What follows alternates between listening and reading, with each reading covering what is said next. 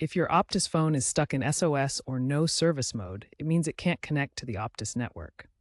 This prevents regular calls and data but allows emergency calls. Several factors can cause this, including SIM card issues, network outages, or eSIM problems. First, try basic troubleshooting. Restart your device, toggle airplane mode on and off, and check for Optus network updates in your phone's settings. If using a physical SIM, remove and reinsert it to ensure proper contact. If the problem persists, the issue might be with the Optus network or your eSIM. Network outages are disruptions to Optus cell towers or data centers.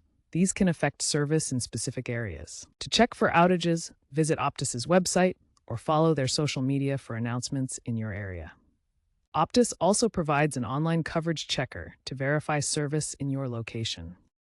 If the issue involves your eSIM, reactivation may be needed after device resets or carrier switches. Download the My Optus app, scan the QR code provided by Optus, and confirm via SMS to reactivate. Problems can occur with incompatible devices or authentication timeouts.